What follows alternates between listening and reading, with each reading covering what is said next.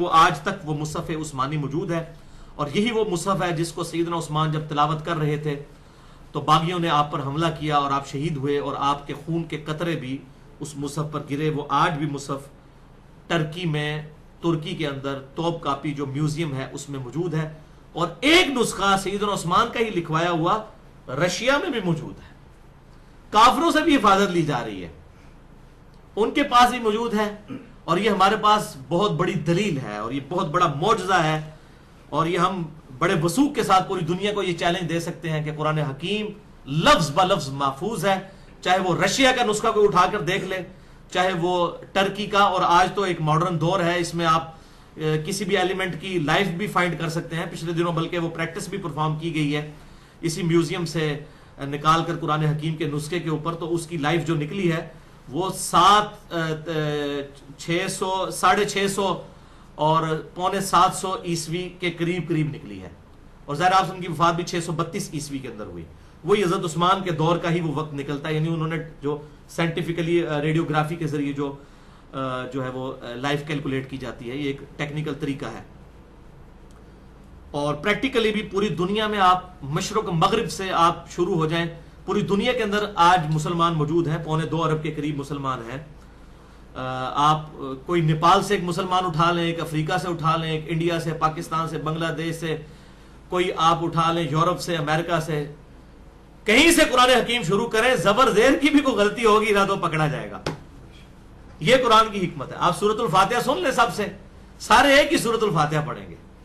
آپ سورہ اخلاص سن لیں، نیپال کا مسلمان ہو، انڈونیشیا کا ہو، ملیشیا کا ہو، فلسطین کا ہو، امریکہ کا ہو، یورپ کا ہو، رشیا کا ہو، سب یہی پڑھیں گے، قل هو اللہ احد اللہ الصمد لم یلد ولم یولد ولم یکن لہ کفوا احد۔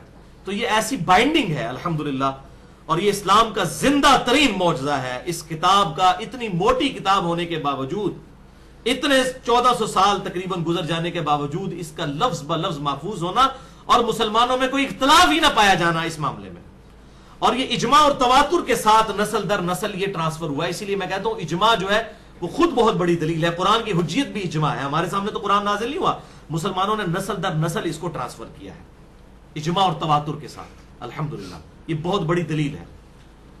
تو اجماع کی حجیت پہ اور اس کی 17 مثالوں پہ میرا لیکچر ہے، مسئلہ نمبر 31 ahlsunnatpak.com پر وہ سن سکتے ہیں۔ اور بہرحال یہ الحمدللہ یہ جو حجیت ہے اس کی تواتر کے اعتبار سے، اس میں کسی بھی مقطع فکر کا کوئی اختلاف نہیں۔ ان دنیا میں جو دو بڑی تفریقیں ہو گئی ہیں، اہل سنت اور اہل تشیع، دونوں متفق ہیں اسی مصحف کے اوپر، مصحف عثمانی کے اوپر۔ اہل تشیع کے عام بھی آپ اگر حدیث کی کتابیں نکالیں، سیدنا علی کے قول ملیں گے ان کے اصول محدثین پر صحیح سند کے ساتھ، بلکہ یہ جو پاکستان میں اہل تشیع کی قرآن کی تفاسیر شائع ہوتی ہیں ان میں بھی لکھا ہے، سیدنا علی کہتے ہیں عثمان نے اس دور میں جو کچھ کیا، اگر میں بھی عثمان کی جگہ ہوتا تو وہی کام کرتا۔ تو مانتے ہیں سب کے سب، یہ بالکل عوام میں جو مشہور ہے کہ جی شیعہ کو 40 پارے مانتے ہیں، بھائی 40 پارے چھوڑ دیں، 30 پارے بھی بعد کی ڈویژن ہے تو ہے ہی نہیں حدیث میں کہیں۔ اب 40 چھوڑ کے اس کے 60-70 بناتے ہیں، جو قرآن کی 114 صورتیں ہیں، ڈویژن آپ جتنا مرضی کرتے رہیں، تو یہ پاروں والی کوئی بات نہیں ہے۔ اور اس طریقے سے ایک روایت پیش کی جاتی ہے، وہ روایت تو اہل سنت کے ہاں ملتی ہے، سنن ابن ماجہ میں ہے صحیح سند کے ساتھ، کہ سیدہ عائشہ رضی اللہ تعالیٰ عنہ جو ہے وہ کام میں مصروف تھیں، ان کو اونگ آ گئی تو چند قرآن کے اوراق تھے وہ بکری کھا گئی۔ یہ شیعہ کے ہاں نہیں، اہل سنت کے ہاں، سنن ابن ماجہ میں یہ حدیث موجود ہے، صحیح سند کے ساتھ ہے۔ تو دین واٹ، کیا ہو گیا بکری کھا گئی تو قرآن ختم ہو گیا دنیا سے؟ آج بھی دنیا میں کئی قرآن کے نسخے ہیں جن کو ہم پانی میں بہا دیتے ہیں، یا ان کو اس طریقے سے جو ہے وہ زمین کے اندر دفنا دیتے ہیں، تو اس سے کیا ہو جاتا ہے؟ اور بسا اوقات معاذ اللہ یہ بھی ہوتا ہے کہ بعض سستی کی وجہ سے، بعض اوقات آپ نے دیکھا وہ احتجاج بھی ہوا تھا کچھ سال پہلے راجہ بازار میں، گٹر سے بھی کچھ قرآن کے اوراق نکلے تھے، تو اس طریقے سے بعض لوگ شرارتاً بھی ایسی حرکتیں کر دیتے ہیں، تو کیا قرآن ضائع ہو گیا؟ تو ایک وہ وقتی طور پر وہ ایک خاص اس مصحف کے کچھ صفوں کا کچھ ہو گیا۔ ہمارے گھر میں بھی کتنے قرآن پڑے ہوئے ہوتے ہیں، کوئی اگر کوئی صفحہ شہید ہو گیا ہے، کسی بچے نے پھاڑ دیا تو اسے کیا ہو جاتا ہے؟ تو یہ ایسی کوئی چیز نہیں ہے، اہل تشیع اسی قرآن کو مانتے ہیں، پوری دنیا میں اجماع ہے۔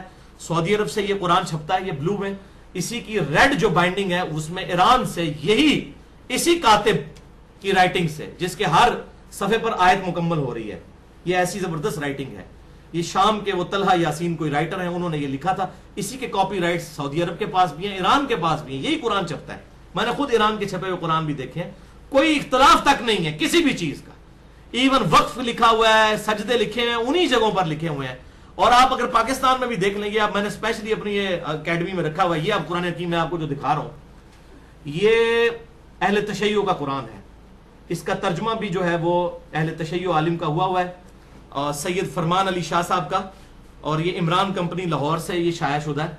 یہ آپ کہیں سے بھی جا کے مارکیٹ سے خرید لیں. یہ جن مولویوں نے پٹی پڑھائی ہے کہ شیعہ مانتے ہی نہیں اس قرآن کو، تو یہ قرآن جا کے آپ خرید کے خود پڑھیں. اس میں کون سا ایک لفظ کا بھی فرق ہے. ایون ترجمہ آپ دیکھ لیں، یہاں بھی ایاک نعبد و ایاک نستعین کا ترجمہ وہی ہوا ہے، اے اللہ تیری عبادت کرتے ہیں، تجھی سے مدد مانگتے ہیں. بعد میں کوئی عالی مدد کہتا ہے تو اس کی اپنی غلطی ہے نا.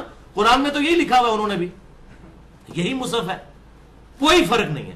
اسی طریقے سے اہل سنت کے ہاں بریلوی دیوبندی اہل حدیث جو ہیں ان کے ہاں بھی یہی قرآن پایا جاتا ہے. لیکن چونکہ اب زیادہ تر لوگ جو ہیں وہ وہمی جو ہیں وہ ہمارے بریلوی مکتب فکر کے لوگ ہیں، تو میں ان کا آپ کو قرآن دکھا دیتا ہوں کہ یہ قرآن ہے. یہ احمد بریلوی صاحب کا کنز الایمان ہے چھپا ہوا.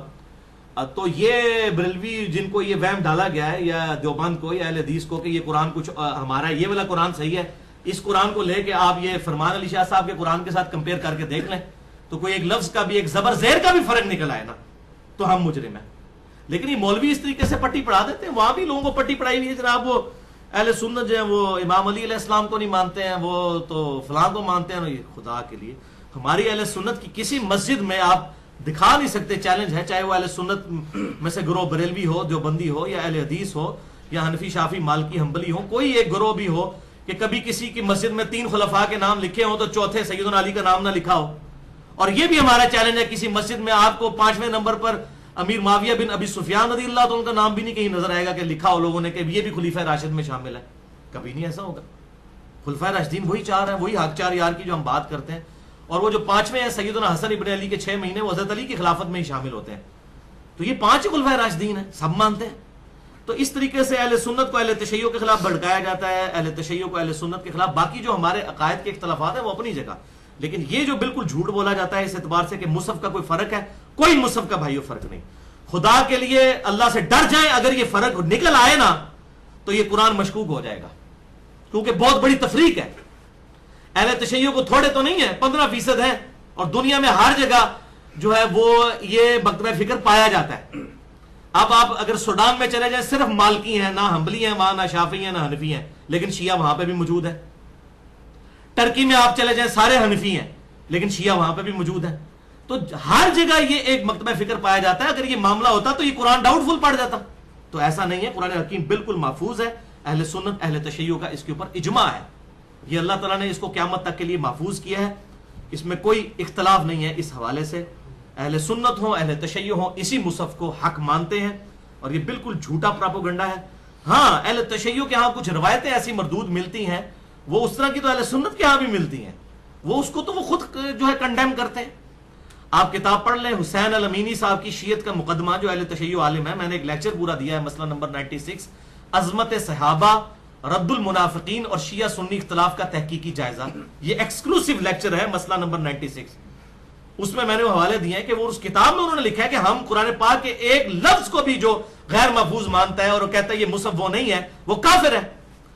اور وہ تو اہل تشیع خود کافر کہتے ہیں. اور میں بھی اس ویڈیو کے وساطت سے کوئی بھی شیعہ، چاہے وہ شیعہ ہو یا سنی ہو، جو بھی قرآن حکیم کے ایک لفظ کے بارے میں بھی کہتا ہوں محفوظ نہیں، سب سے پہلے میں اس پہ کفر کا فتویٰ لگاتا ہوں.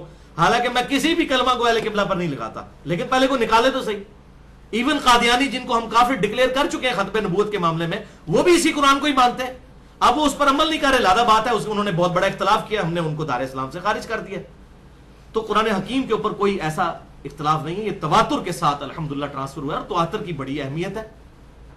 لہذا جاوید احمد غامدی صاحب کی یہ جو بات ہے کہ سنت قرآن پر مقدم ہے، تو یہ بات بالکل ٹھیک ہے. مقدم سے مراد وہ افضلیت کی بات نہیں کر رہے، مقدم سے مراد ہے کہ سنت قرآن کے نازل ہونے سے پہلے ہے. سنت ابراہیمی موجود نہیں تھی. قرآن حکیم میں جب یہ آیات آئیں ان الصفا والمروہ من شعائر اللہ، صفا مروہ اللہ کے شاعر ہیں، تو مشرکین عرب میں صفا مروہ کی اہمیت تھی. سنت تو چل رہی تھی، اس میں ذرا تھوڑا ہے غلط چیزیں آ گئی تھیں تو وہ اللہ کے محبوب نے دور کر دی. طواف پہلے بھی ہوتا تھا، آپ سے پہلے بھی ہوتا تھا. اسی لیے اللہ تعالیٰ نے قرآن حکیم میں کیا ارشاد فرمایا، الحج اشہر معلومات، حج کے مہینے سب کو معلوم ہے. اللہ نے قرآن میں حج کے مہینے بتائے نہیں ہیں، کیونکہ سنت ابراہیمی چل رہی تھی، سب کو پتا تھا کہ حج کے مہینے کون سے ہیں. رمضان کے کنسیکٹو بعد حج کے مہینے شروع ہو جاتے تھے، لوگ احرام باندھنا شروع کر دیتے تھے. ظاہر ہے کہ لوگ سینکڑوں ہزاروں کلومیٹر دور سے آنا ہوتا تھا, 2-3 مہینے پہلے چلنا شروع ہوتے تھے, تو حج کے مہینے سب کو معلوم تھے. تو سنت مقدم ہے, سنت پہلے ہی موجود ہے. تو سنت اور حدیث کا یہ جو پارشل فرق تواتر کے اعتبار سے غامدی صاحب کرتے ہیں, وہ پارشلی بات ان کی درست ہے کہ سنت جو ہے وہ مقدم ہے, سنت چلتی ہے. پھر 30 صدی ہجری کے اندر پرٹیکولرلی آ کر اس پہ زیادہ ایفرٹ ہوئی کہ آپ صلی اللہ علیہ وسلم سے صحابہ نے سیکھی سنت, صحابہ سے تابعین نے, پھر تبع تابعین نے, نسل در نسل یہ سنت کا جو سلسلہ تھا اس کو 30 صدی ہجری میں آ کر اس کو کاپی کی فارم میں, ریٹن فارم میں محدثین نے حدیث کی شکل میں محفوظ کیا, سنت ہی کو محفوظ کیا. لہذا جو چیزیں سنت میں تواتر کے ساتھ ثابت ہیں ان کے لیے حدیث سے بھی دلیل کی ضرورت نہیں ہے. نمازیں 5 ہیں, اہل سنت اہل تشیع کا اجماع ہے, حدیث اور قرآن کی دلیل کی ضرورت ہی نہیں ہے. قبلہ رخ ہو کر نماز پڑھنی ہے, اجماع ہے. فجر کے 2 فرض ہیں, 4 ظہر کے ہیں, 4 عصر کے اور 3 مغرب اور 4 عشاء کے ہیں, اہل سنت اہل تشیع کا اجماع ہے. سفر میں قصر نماز پڑھنی ہے, 2 فرض پڑھنے ہیں, سوائے مغرب کے وہ 3 پڑھنے ہیں, اس پہ بھی اجماع ہے. تو یہ ساری کی ساری چیزیں اجماع کے ساتھ چل رہی ہیں. اجماع اور تواتر بہت بڑی دلیل ہے, کوئی شک نہیں ہے. لیکن جب اختلاف ہوگا, کچھ کہیں گے یہ تواتر ہے, کوئی کچھ کہیں گے یہ تواتر ہے, پھر قرآن و سنت پہ ان دلائل کو پیش کیا جائے گا تاکہ پتہ چلے کہ آج سے 1200 سال پہلے جو ہم نے صحابہ اکرام کا علم ایک جگہ ریٹن فارم میں, الذی علم بالقلم, اللہ نے قلم کے ذریعے علم سکھایا, آج دنیا بھی مانتی ہے قلم کے ذریعے علم کو جو ہے وہ سیو کیا جائے, جو اس وقت ہمارے محدثین نے کیا, پھر اس پر پیش کیا جاتا ہے. پھر پتہ چل جاتا ہے کس کا تواتر جو ہے وہ انڈیا پاکستان کے بزرگوں کا جاری کرتا ہے اور کس کا تواتر ہوا ہے قرآن و سنت کے ساتھ میچ کرتا ہے. اختلاف کی صورت میں ہم حدیث پر پیش کریں گے.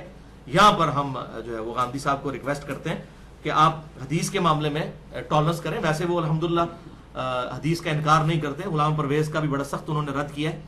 تو جو پازیٹیو چیز کسی کی بھی ہے وہ ہم مانتے ہیں.